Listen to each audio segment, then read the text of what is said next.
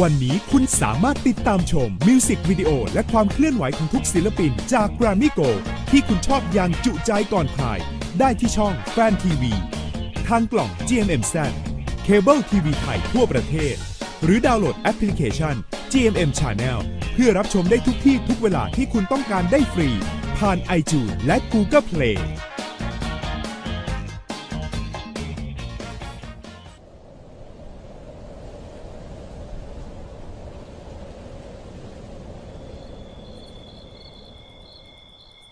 คุณเป็นคนที่สำคัญที่สุดในชีวิตผมเลยนะ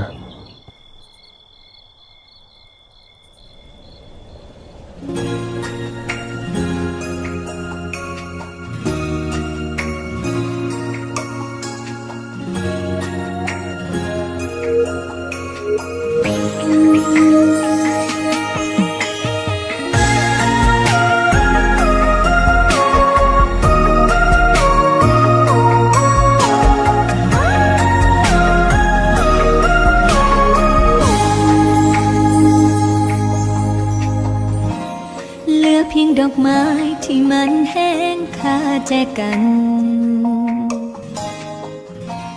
เหลือเพียงคำหวานที่ยังค้างในจิตใจ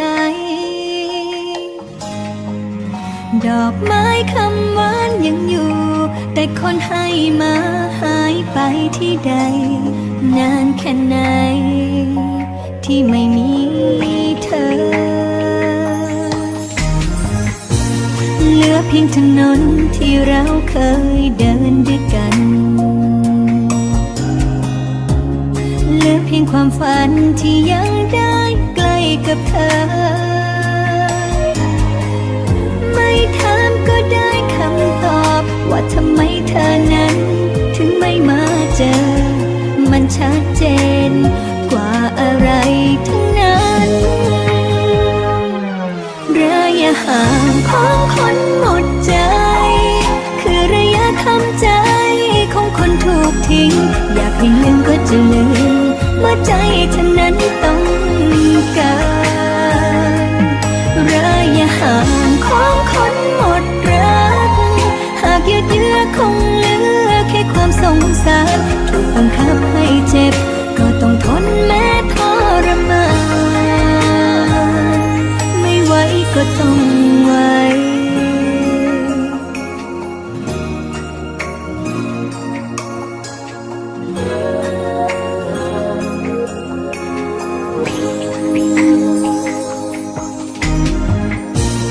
เหลือเพียงแต่เพลงเดิมที่เธอชอบฟังเหลือเพียงความหลังอยู่ในภาพที่เก็บไว้ความรักเธอพูดจากปากแต่พอไม่รักกลับเดินหายไปก็ไม่เป็นไรเมื่อความหมายเหมือนกันระยะห่างของคนหมดใจคือระยะทำใจของคนถูกทิ้งอยากให้ลืมก็จะลืมเมื่อใจเธอนั้นต้องการระยะห่างของคนหมดรัก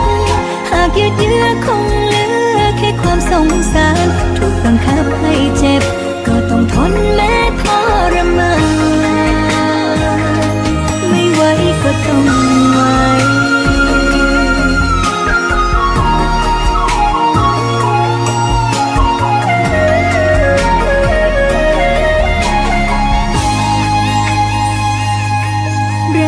ห่างของคนหมดใจ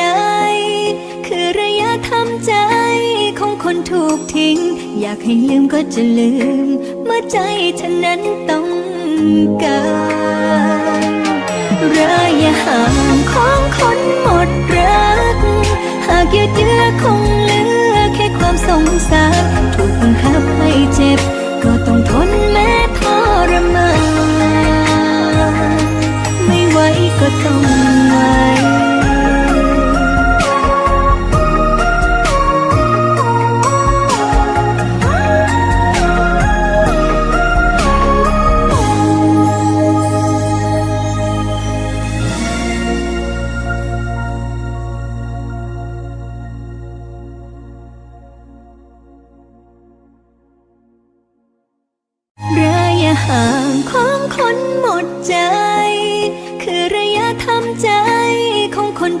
ทิ้งอยากให้ลืมก็จะลืมเมื่อใจเธอนั้นต้อง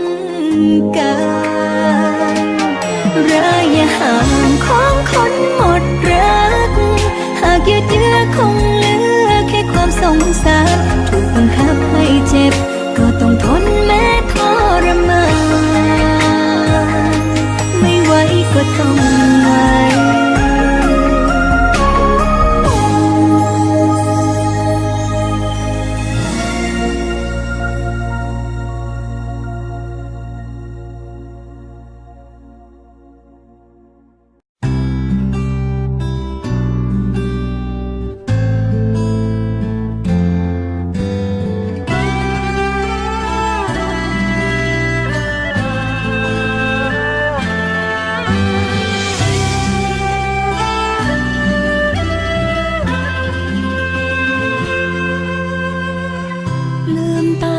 เช้าเหมือนมีความเหงามานั่งรอนานเกินแล้วเนาะที่เราห่างไกลกันอย่างนี้เจอได้เพียงแต่ในฝันตื่นนอนกันคนละทีอยู่แบบนี้ข้อดีอยู่ที่ไหน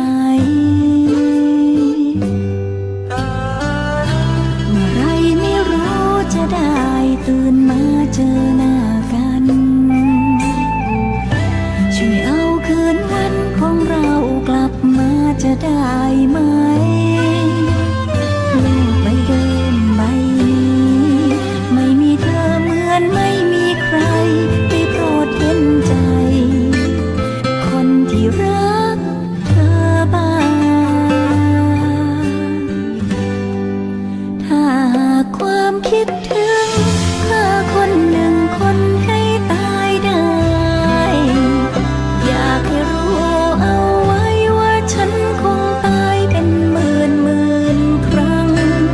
กลับคืนมาได้ไหมกลับมาใช้ชีวิตเคียงข้างกลับคืนมาได้ไหมกลับมาใช้คำว่าเราบ้างต้องคิดถึงอีกกี่ครั้งพรุ่งนี้ถึงจะมีเธอ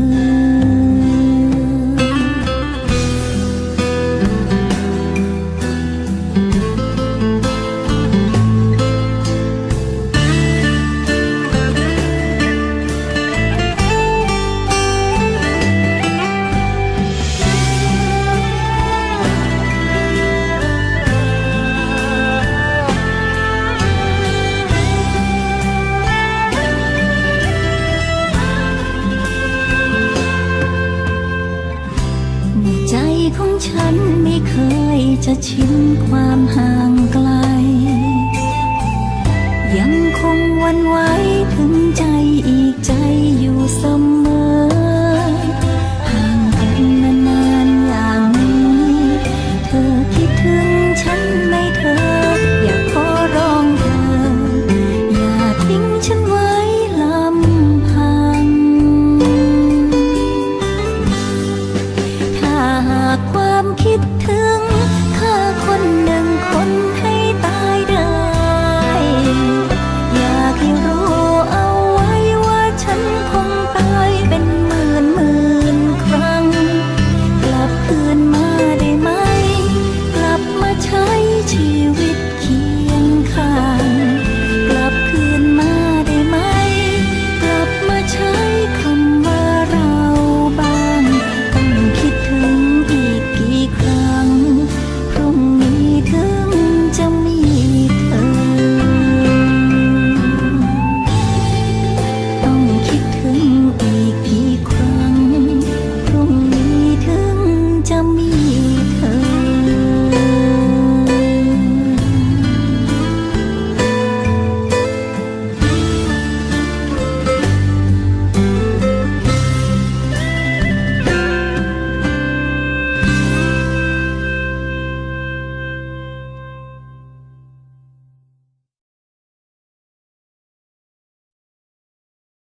ถ้าหากความคิดถึงฆ่าคนหนึ่งคนให้ตายได้อยากให้รู้เอาไว้ว่าฉัน